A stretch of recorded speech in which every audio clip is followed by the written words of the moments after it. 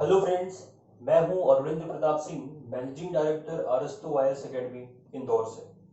तो दोस्तों, आज हमारे लेक्चर का जो टॉपिक है वो पढ़ेंगे हम मध्य प्रदेश में वन। ठीक है। तो थोड़ा सा मैं बताना ये चाह रहा था इस टॉपिक के बारे में कि जो वन चैप्टर है हमारे मध्य प्रदेश का, वो थोड़ा सा ब्रॉड है, क्योंकि ये बहुत महत्वपूर्ण टॉपिक बन जाता है प्रीलिम्स के लिए भी और मेंस एग्जामिनेशन के लिए भी। तो यहाँ पर प्रीलिम्स के लिए भी बहुत सारे फैक्ट आते हैं वन से संबंधित, और मेंस में भी यहाँ पर क्वेश्चन बनते हैं कि जैसे कि वनों का वर्गीकरण हमारे मध्य प्रदेश में कितने प्रकार का मिलता है, या पर्टिकुलर एक वर्गीकरण आपसे भी पूछ सकता है। इसके बाद वन नीति के बारे में, जो वनोपज हमें प्राप्त होते हैं इन्हीं वनों से, उनके बारे में मेंस का क्वेश्चन बनता है। जबकि प्रीलिम्स के बहुत सारे, जो कि डेटा बेस्ड टॉपिक है आपका, तो तथ्य यहाँ पर बहुत अधिक मिलते हैं, इसलिए प्रीलिम्स के लिए भी ये टॉपिक महत्वपूर्ण हो जाता है। ठीक है। तो हम सारी चीजों को कवर करेंगे। तो सबसे पहले जो ये इस लेक्चर में हम जो प्रीलिम्स के पॉइंट ऑफ व्यू से जो जो महत्वपूर्ण बातें हैं उन पर गौर करेंगे, और इसके बाद इसी सीरीज का जो सेकेंड पार्ट बनेगा वो होगा आपका मेंस एग्जामिनेशन के लिए। ठीक है। तो अब मैं बात करता हूं कि जैसा दोस्तों हमें पता है कि हमारा प्यारा मध्य प्रदेश जो भारत देश का दूसरा सबसे बड़ा राज्य है। ठीक है। जिसका क्षेत्रफल लगभग, हालांकि यहाँ पर भी बोर्ड में नहीं लिखा हुआ है, जिसका क्षेत्रफल लगभग 308,252 वर्ग किलोमीटर, या कहीं कहीं पर 3,08,245 वर्ग किलोमीटर हमें मिलता है। तो यह भारत का दूसरा सबसे बड़ा राज्य है। अगर मैं बात करूं कि भारत के कुल क्षेत्रफल का कितना प्रतिशत हमारे मध्य प्रदेश में मिलता है, तो वो है दोस्तों 9.38%। तो इसको भी आपको याद रखना है, क्योंकि यह तथ्य भी एग्जाम में पूछा जा चुका है। ठीक है, कि 9.38% क्षेत्रफल संपूर्ण देश के क्षेत्रफल का है हमारे मध्य प्रदेश में। तो अब आप आइए व्हाइट बोर्ड पे।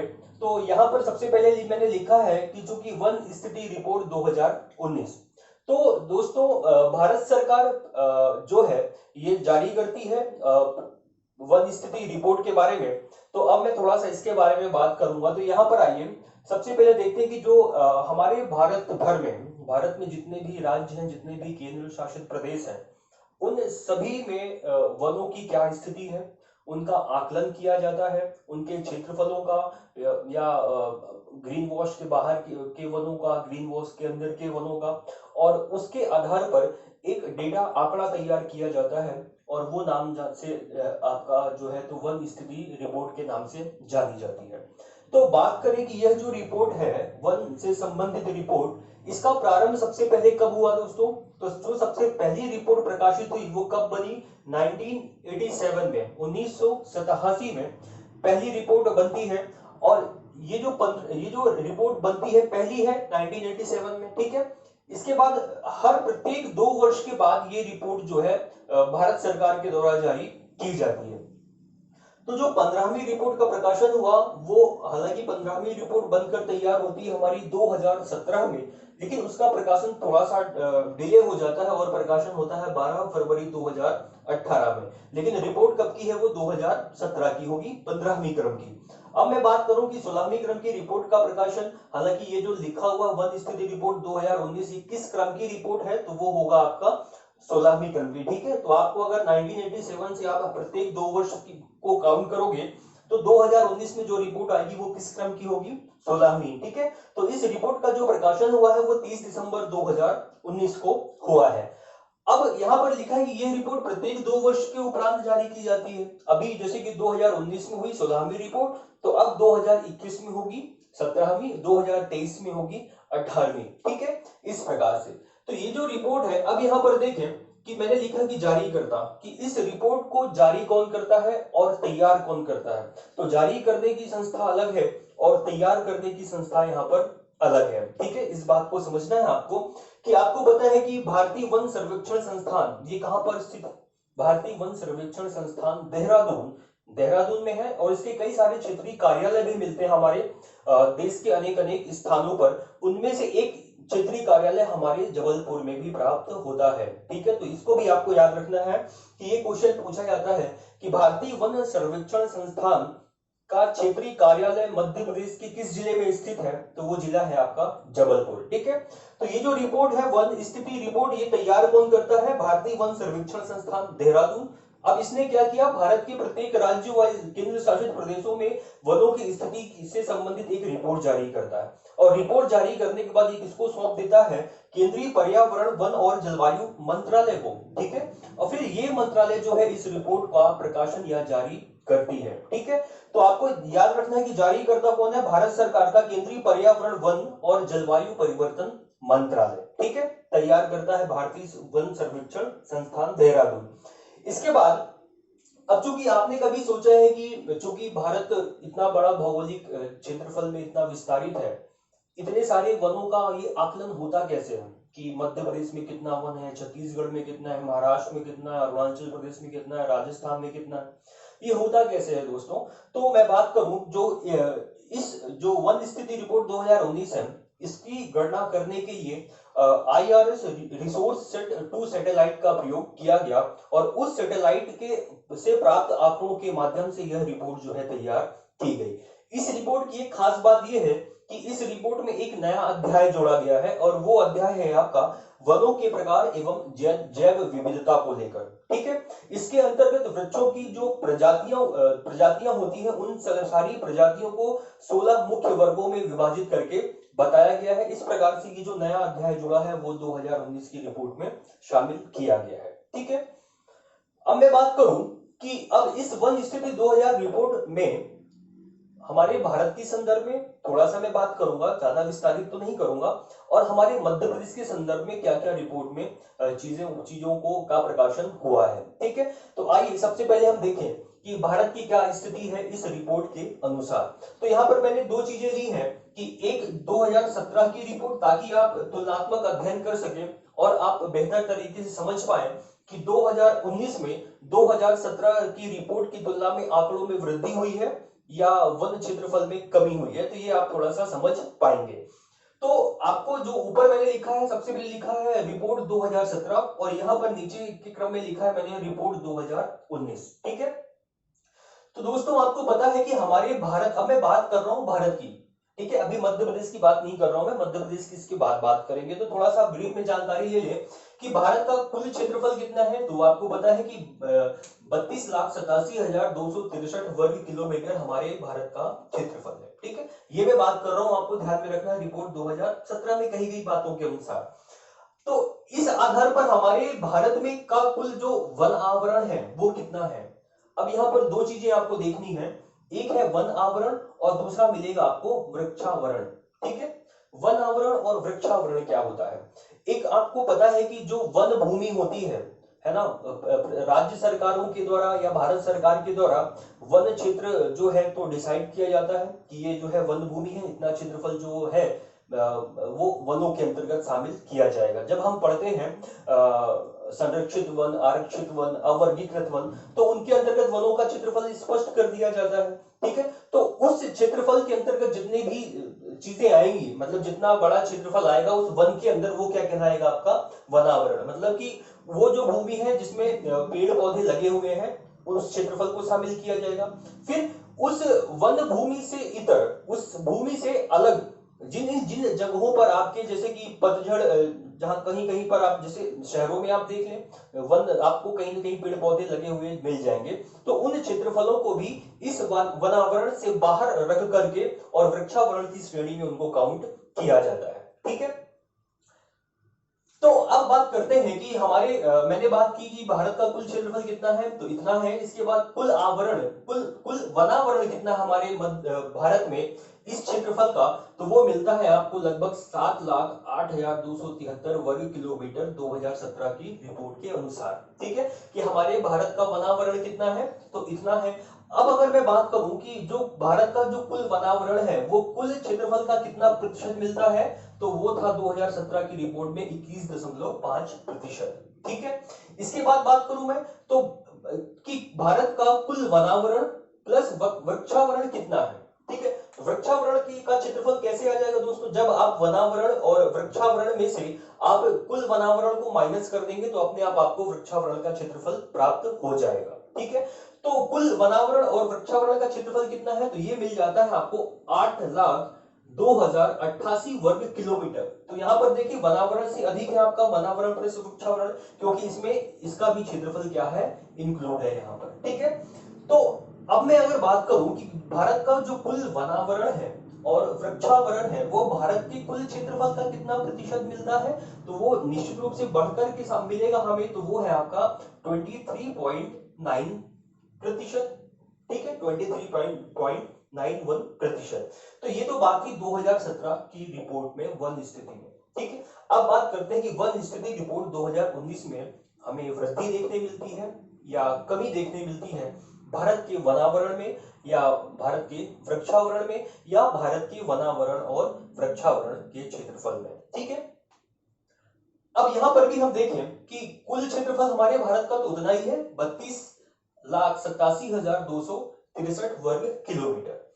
अब इसमें से हमारे भारत में कुल वनावरण कितना है दोस्तों, तो यहां पर देखें 2017 की रिपोर्ट में कितना था और यहां पर कितना है, तो आपको थोड़ा सा तो डिफरेंस नजर आ रहा है। तो लगभग 7,12,249 वर्ग किलोमीटर हमारे 2019 की रिपोर्ट में हमारे भारत का कुल वनावरण मिला, ठीक है। अब मैं बात करूं कि ये जो 2019 की रिपोर्ट में कुल वनावरण मिला, ये भारत के कुल क्षेत्रफल का कितना प्रतिशत है, तो वो मिला है आपको 21.67 प्रतिशत। पहले कितना था 2017 की रिपोर्ट में 21.5। अगर मैं बात करूं कि भारत की जो वनावरण है वो 2017 की तुलना में 2019 की रिपोर्ट में कितने प्रतिशत की या कितने क्षेत्रफल की वृद्धि हुई है, तो हालांकि यहां पर तो लिखा नहीं है मैंने, अगर आप कंपेयर दोनों को कर सकते हैं तो अगर इस क्षेत्रफल में इस क्षेत्रफल को माइनस कर देंगे तो आपको क्षेत्रफल मिल जाएगा, इस प्रतिशत में इस प्रतिशत को आप माइनस कर देंगे तो आपको वह प्रतिशत मालूम पड़ जाएगा कि कितने क्षेत्रफल प्रतिशत में वृद्धि दर्ज हुई है,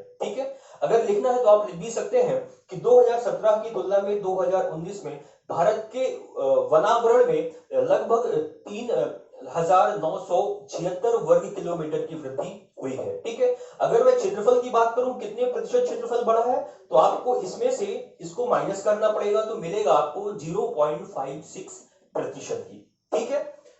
इसके बाद बात करते हैं कि जो भारत का कुल वनावरण और वृक्षावरण है उसका क्षेत्रफल कितना है 2019 की रिपोर्ट में, तो वो मिलता है आपको 8,07,276 वर्ग किलोमीटर। 2017 की रिपोर्ट में कितना था, तो 8,02,088 वर्ग किलोमीटर, ठीक है।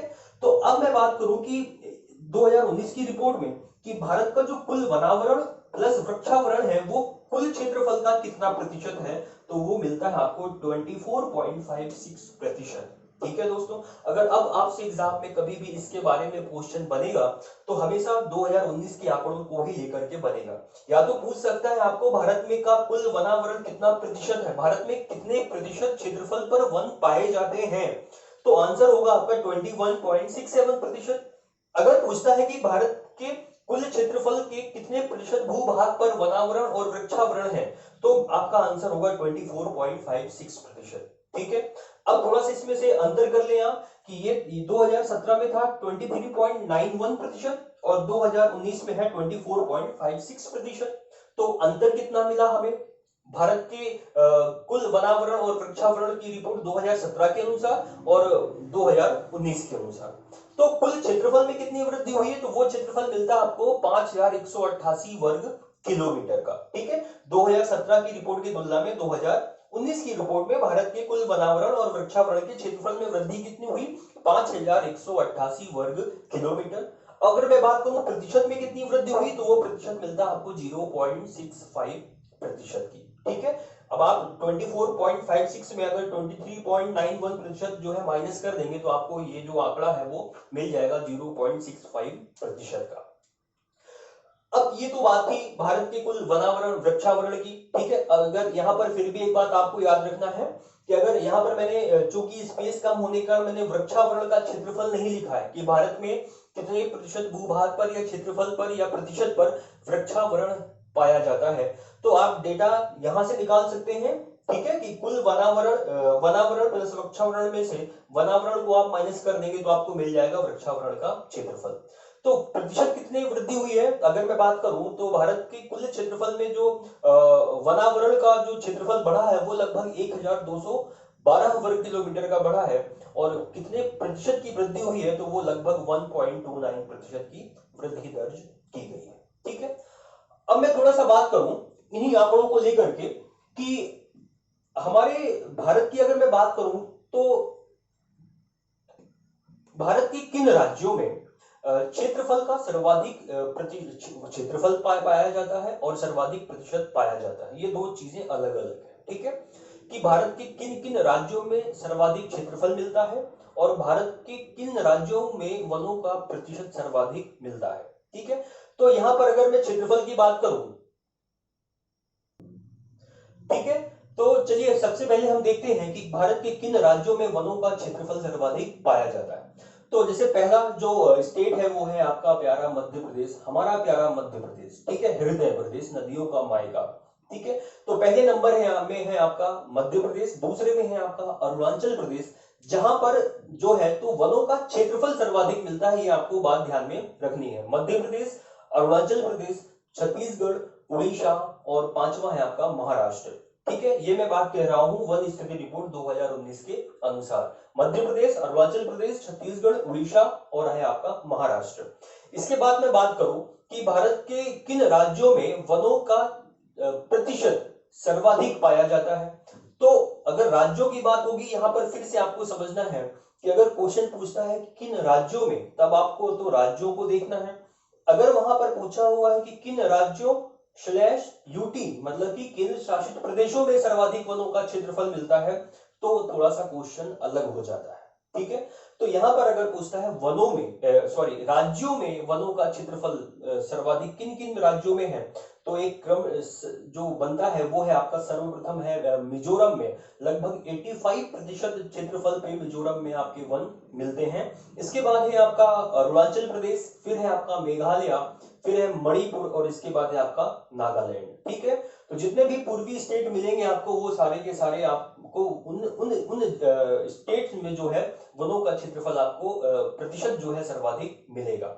अगर यहीं पर क्वेश्चन बदल जाए यूटी में, तो किस केंद्र शासित प्रदेश में सर्वाधिक वन पाए जाते हैं क्षेत्रफल के अनुसार प्रतिशतता के आधार पर, तो वो है आपका लक्षद्वीप। ठीक है, तो अगर क्वेश्चन बनता है लक्षद्वीप में दोस्तों सर्वाधिक मिलता है। अगर क्वेश्चन बनता है कि भारत के किस राज्य व केंद्र शासित प्रदेशों में वनों का सर्वाधिक प्रतिशत मिलता है और ऑप्शन वहां पर मिजोरम भी हो, अरुणाचल प्रदेश भी हो, लक्षद्वीप भी हो, तो आंसर होगा आपका लक्षद्वीप। ठीक है, लगभग वहां पर 90% से ऊपर भूभाग पर जो है तो वन मिलते हैं, जबकि मिजोरम में लगभग 85% पे, तो आंसर लक्षद्वीप होगा। तो ये तो थोड़ा सी जानकारी थी आपकी भारत के बारे में। अब हम बात करते हैं कि वन स्तरीय रिपोर्ट 2019 के आधार पर हमारे मध्य प्रदेश में वनों की स्थिति में क्या परिवर्तन हुआ। तो चलिए अब बात करता हूं मैं वन स्थिति रिपोर्ट 2019 के संदर्भ में हमारे मध्य प्रदेश में वनों की क्या स्थिति है। ठीक है, तो यहाँ पर ऐसा ज्यादा कुछ आपको घबराना नहीं है, बिल्कुल भी सारी चीजें स्पष्ट हो जाएंगी। तो सबसे पहले आपको देखना कि हमारे मध्य प्रदेश का कुल क्षेत्रफल कितना है। तो चूंकि सारी बातें जो होती हैं वो जब हम प्रतिशत की बात करते हैं तो कुल क्षेत्रफल में ही हम उसको काउंट करते हैं। तो सबसे पहले आपको याद रखना है कि हमारे जो मध्य प्रदेश का कुल क्षेत्रफल है वो 3,08,252 वर्ग किलोमीटर है। ठीक है, तो अब बात करते हैं कि जो पहला है आपका कि ग्रीन वॉश के अंतर्गत हमारे मध्य प्रदेश का वनावरण कितना है। मतलब कि ग्रीन वॉश मतलब क्या होता है। ग्रीन वॉश मतलब जब हम आगे अपने लेक्चर में आगे पढ़ेंगे तो वहां वन वृत्तों के बारे में पढ़ेंगे कि हमारे मध्य प्रदेश में कितने वन वृत्त पाए जाते हैं। वन वृत्त का मतलब है कि ऐसे क्षेत्र होते हैं जहां पर वनों को आरक्षित और संरक्षित कर दिया जाता है। ठीक है, कि मतलब वो क्षेत्रफल जो है वनों के लिए ही रिजर्व हो जाते हैं। तो उनके अंतर्गत आने वाले वनों के बारे में हम पढ़ेंगे, कितना क्षेत्रफल वनावरण उस क्षेत्रफल के अंदर पाया जाता है ग्रीन वॉश के अंतर्गत, और उस क्षेत्र से जो बाहर होते हैं वन, उनको कहा जाता है ग्रीन वॉश के बाहर का वनावरण। ठीक है, तो ये दोनों पार्टीशन अलग अलग है। तो सबसे पहले देखिए हम कि ग्रीन वॉश के अंतर्गत वो जो वनावरण पाया जाता है हमारे मध्य प्रदेश में वो कैसा है।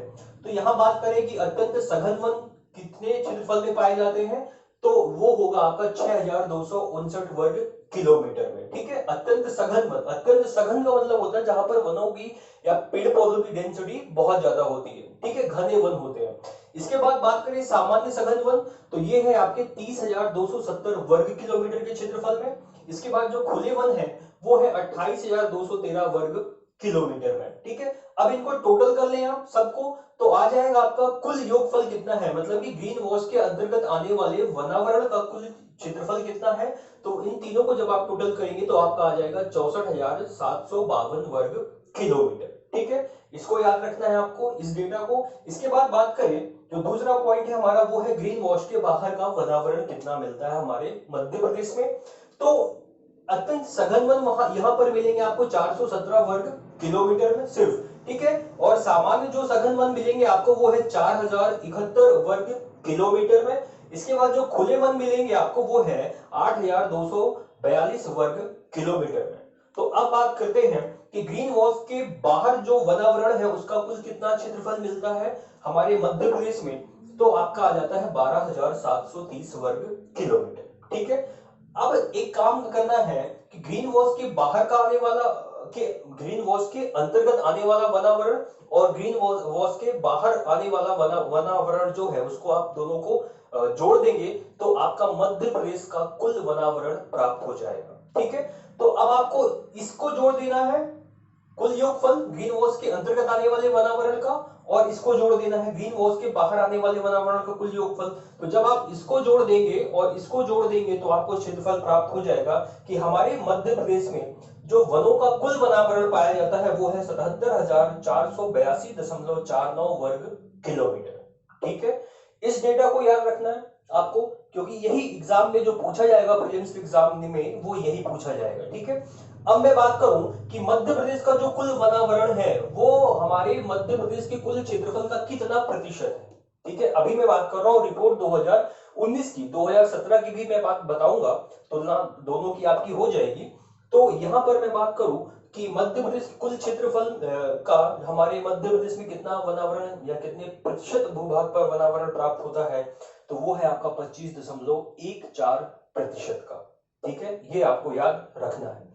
अब इस पोर्शन में जो मैंने लिखा हुआ है वो है कि हमारे मध्य प्रदेश में कुल अत्यंत सघन वन कितने हैं, कुल सामान्य सघन वन, कुल खुले वन कितने हैं। तो यहां पर देखें, जो हमने यहां पर लिखा है ग्रीन वॉच के अंतर्गत आने वाले वनावरण और ग्रीन वॉच के बाहर आने वाला वनावरण। तो ये जो अत्यंत सघन वन का क्षेत्रफल यहां पर कितना है 6259 वर्ग किलोमीटर, और यहां पर कितना है 417 वर्ग किलोमीटर। तो जब आप इन दोनों को जोड़ देंगे तो वो टोटल आपको यहां पर प्राप्त हो जाएगा कि हमारे मध्य प्रदेश में कुल अत्यंत सघन वनों का क्षेत्रफल कितना प्राप्त होता है। ठीक है, तो जब आप इसको जोड़ देंगे इसको जोड़ देंगे तो आपको प्राप्त वो हो जाएगा। इसी प्रकार से कुल सामान्य सघन वन कितने हैं, तो जब आप इसको जोड़ देंगे और इसको जोड़ देंगे तो आपको प्राप्त हो जाएगा कुल सामान्य सघन वन। ठीक है, इसके बाद इसी प्रकार से आप खुले वन में आप कर सकते हैं, इन दोनों क्षेत्रफल को आप जब जोड़ देंगे तो आपको कुल खुले वन प्राप्त हो जाएंगे। ठीक है, अब बात करें हम कि इन ये जो कुल अत्यंत सघन वन है वो मध्य प्रदेश के कुल क्षेत्रफल के कितने प्रतिशत भूभाग पर पाए जाते हैं, तो आपका है 2.17%। इसी प्रकार से कुल सामान्य सघन वन कितने क्षेत्रफल पर पाए जाते हैं, तो वो है आपका कितने प्रतिशत भाग पर पाए जाते हैं, तो है आपका 11.14%। और इसी प्रकार से खुले वन है 11.83%। ठीक है, अब जब आप इन तीनों को जोड़ देंगे प्रतिशत को तो आपको यही डेटा प्राप्त हो जाएगा 25.14%, जिसकी बात हम यहां पर कर रहे थे। ठीक है, और ये यही क्षेत्रफल प्राप्त होगा जहां पर हमने ये यहां पर लिखा हुआ 77,482.49 वर्ग किलोमीटर। ठीक है, तो आपको याद यही रखना है, बस यही दोनों डेटा अगर पूछता है कि कुल क्षेत्रफल के आधार पर हमारे मध्य प्रदेश का कुल वनावरण कितना है 2015 की वन स्थिति रिपोर्ट के अनुसार, तो आ जाएगा आंसर आपका 77,482.49 वर्ग किलोमीटर, मतलब कि 77,482.49 वर्ग किलोमीटर क्षेत्रफल में। अगर प्रतिशत की बात करेगा तो प्रतिशत में कितना आएगा 25.14। तो अब बात हम करते हैं कि 2019 और 2017 की जो रिपोर्ट थी उसमें हमें कितना उतार या चढ़ाव या वृद्धि या कमी देखने को मिलती है। ठीक है, तो मैं इसको एक बार मिटा देता हूं, इसके बाद में चीजों को करते हैं। चलिए, अब देखते हैं हम कि जो मध्य प्रदेश में वन स्थिति रिपोर्ट के अनुसार 2017 और 2019 में कौन कौन से परिवर्तन हमें देखने मिलते हैं। तो अब बात करते हैं हम कि वन स्थिति रिपोर्ट 2017 में, ठीक है। तो अब यहाँ पर सबसे पहले आपको देखना है कि देखिए मध्य प्रदेश का जो कुल क्षेत्रफल था वो कितना था।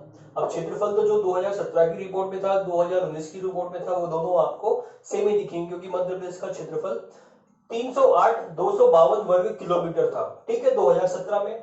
कुल वनावरण कितना शामिल किया गया था इसमें, तो वो था आपका 77,414 वर्ग किलोमीटर, मतलब 77,414 वर्ग किलोमीटर, ठीक है। अब हम बात करें, ये जो कुल वनावरण था ये मध्य प्रदेश के कुल क्षेत्रफल का कितना प्रतिशत था, ठीक है। तो कितना प्रतिशत था, 25.11%, ठीक है। ये तो बात की 2017 की रिपोर्ट में। अब बात करें 2019 की वन स्थिति रिपोर्ट में क्या परिवर्तन हुआ, तो मध्य प्रदेश का क्षेत्रफल तो 308,252 वर्ग किलोमीटर ही है, लेकिन जो कुल वनावरण था वो 77,482.49 वर्ग किलोमीटर हो गया, ठीक है।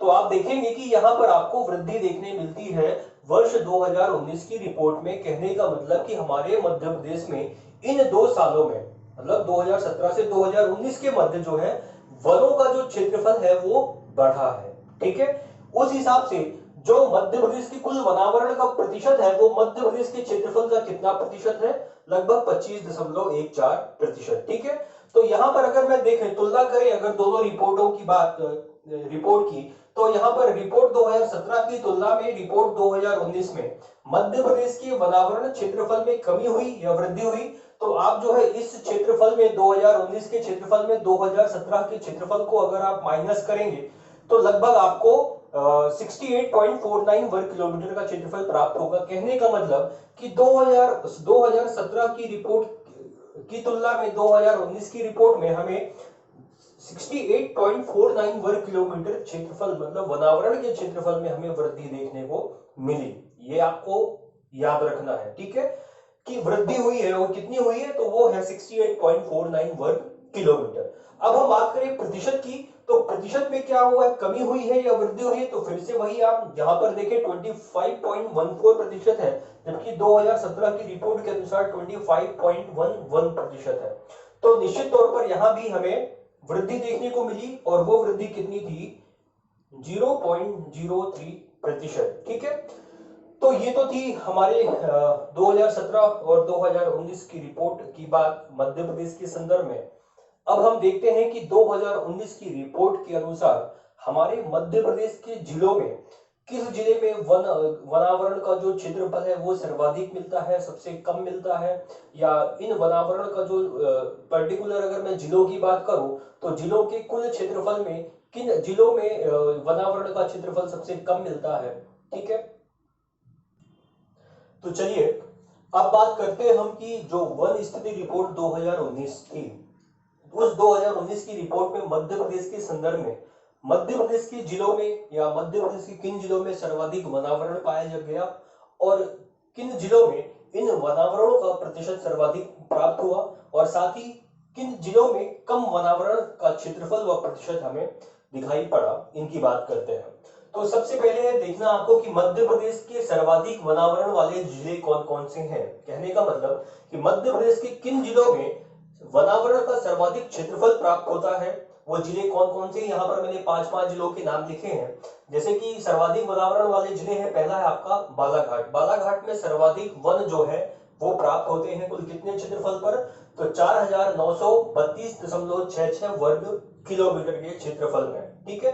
तो ये पर्टिकुलर उस जिले के क्षेत्रफल का क्षेत्रफल है, समझ पा रहे हैं। जैसे इस बालाघाट का भी एक जिले का एक क्षेत्रफल होगा, ठीक है, उस क्षेत्रफल के कितने भाग पर है, तो लगभग 4,932.66 वर्ग किलोमीटर के हिस्से में जो है तो वन मिलते हैं। उसके बाद है छिंदवाड़ा। छिंदवाड़ा में 4,588.01 वर्ग किलोमीटर के क्षेत्रफल में वन मिलते हैं। फिर है आपका बैतूल 3,663.70 वर्ग किलोमीटर। फिर है आपका श्योपुर 3,460 वर्ग किलोमीटर, और लास्ट है आपका डिंडोरी जिसमें कि 3,031.96 वर्ग किलोमीटर क्षेत्रफल में वनावरण प्राप्त होता है, ठीक है। अब बात करें कि मध्य प्रदेश के सर्वाधिक वनावरण प्रतिशत वाले जिले कौन कौन से हैं। ठीक है, तो सबसे पहला आपका बालाघाटी है। यहाँ पर भी बालाघाटी था कि बालाघाट में लगभग बालाघाट जिले के क्षेत्रफल के लगभग 53.44% भूभाग पर जो है वन पाए जाते हैं। ठीक है, इसके बाद है आपका श्योपुर। श्योपुर में है 52.38%। उमरिया, उमरिया में है 49.62। इसके बाद मंडला है, मंडला में है 44.44%। और इसके बाद है डिंडोरी और सीधी। इन दोनों जिलों में जो वनावरण का प्रतिशत है वो लगभग समान है, 40.59%। ठीक है, तो आपको इन दोनों को याद रखना है कि सर्वाधिक क्षेत्रफल किस जिले में है वनावरण का और सर्वाधिक प्रतिशत वनावरण का किस जिले में है, उसकी हमने बात कर ली। अब बात करते हैं कि मध्य प्रदेश के कम वनावरण के क्षेत्रफल और प्रतिशत वाले जिले कौन कौन से हैं, कि मतलब मध्य प्रदेश के किन जिलों में वनावरण का क्षेत्रफल सबसे कम है और प्रतिशत भी सबसे कम मिलता है। तो यहां पर आपको देखना है, सबसे पहला है आपका उज्जैन। ठीक है, निश्चित तौर पर जहां पर प्रतिशत क्षेत्रफल कम होगा वनों का, वहां पर आपका प्रतिशत भी वनों का जो है कम प्राप्त होगा, इसलिए यहाँ पर एक ही टेबल बनी हुई है। लेकिन फिर भी थोड़ा बहुत जो चेंजेस हैं वो अपन देख लेंगे। पहला है आपका उज्जैन। उज्जैन मध्य प्रदेश का उज्जैन जिला है, जो उज्जैन जिले के कुल क्षेत्रफल के में लगभग 36.22 वर्ग किलोमीटर भूभाग पर ही आपके वनावरण प्राप्त होते हैं। तो सोचिए कि सिर्फ 36.22 वर्ग किलोमीटर, कितना कम है ये। तो ये अगर मैं प्रतिशत की बात करूं कि उज्जैन जिले के कुल क्षेत्रफल का कितना प्रतिशत है, तो वो 0.59% है। ठीक है, 1% भी नहीं है, मतलब कि आप बात करें तो लगभग वो 0.60 या एग्जैक्ट जो है वो 0.59% क्षेत्रफल पर जो है उज्जैन के क्षेत्रफल पर वन मिलते हैं। उसके बाद दूसरा है आपका रतलाम। रतलाम में है 59.85 वर्ग किलोमीटर क्षेत्रफल पे वन मिलते हैं। इसके बाद है आपका शाजापुर। शाजापुर में मिलते हैं आपके 63.35 वर्ग किलोमीटर में। ठीक है, तत्पश्चात नंबर आता है भिंड का, जहां पर 106.75 वर्ग किलोमीटर पे वन मिलते हैं। और इसके बाद है दतिया, जहां पर 202.28 वर्ग किलोमीटर पर वर्ग पर हमें वन मिलते हैं।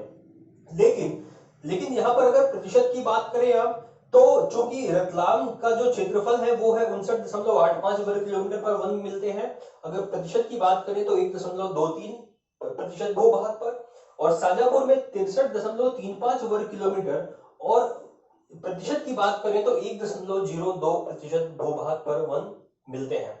ठीक है, तो अगर मैं बात करूं कि मध्य प्रदेश में सबसे कम क्षेत्रफल की अगर प्रतिशत की दृष्टि से बात किया जाए तो किस जिले में है, तो पहला नंबर आएगा उज्जैन, दूसरा आएगा शाजापुर और तीसरा आएगा आपका रतलाम। ठीक है, फिर चौथा भिंड है, पांचवा दतिया है। अगर मैं बात करूं सबसे कम वनावरण क्षेत्रफल की दृष्टि से, तो फिर आएगा आपका उज्जैन, रतलाम, शाजापुर, भिंड और दतिया। इस बात को थोड़ा सा ध्यान में रखना है। ठीक है, तो भिंड जिले में बात करूं कि भिंड जिले के क्षेत्रफल के कितने प्रतिशत भूभाग पर अगर वन मिलते हैं, तो वो है आपका 2.39, और दतिया की बात करूं तो वो है आपका 6.95%। ठीक है दोस्तों, तो ये तो बात थी हमारे मध्य प्रदेश में जिलों की स्थिति 2019 की रिपोर्ट के अनुसार, और ये लगभग रिपोर्ट में बस हमें इतना ही पढ़ना है।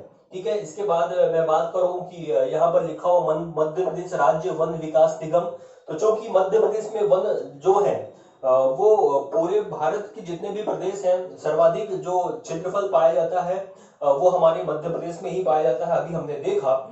इसके बाद मैं बात करूं कि इन्हीं वनों के विकास के लिए और वन संसाधन की प्राप्ति के लिए जो योजनाएं बनाई जाती हैं, जो योजनाओं का क्रियान्वयन किया जाता है, उसके लिए मध्य प्रदेश में राज्य वन विकास निगम एक एजेंसी के रूप में काम करती है। और इस वन विकास निगम की स्थापना जो है कंपनी अधिनियम 1956 के तहत 24 जनवरी 1975 में किया गया। मतलब कि वन से संबंधित मध्य प्रदेश में जितनी भी योजनाएं या क्रियाकलाप किए जाएंगे वनों के विकास को लेकर के, उनके लिए योजनाओं को बनाने के लिए, तो वो सब कौन करेगा, मध्य प्रदेश वन विकास निगम। ठीक है, जिसकी स्थापना 24 जुलाई 1975 में की गई। तो ये तो थी वन स्थिति रिपोर्ट की बात। तो आज के लेक्चर में दोस्तों बस इतना ही। इसके बाद हम वन से संबंधित जो और फैक्ट है जो हमारे प्री और प्रीलिम्स में पूछे जाएंगे, उनके लिए हम नेक्स्ट लेक्चर में मिलते हैं। तो दोस्तों घर पे रहिए, सुरक्षित रहिए। जय हिंद, जय भारत।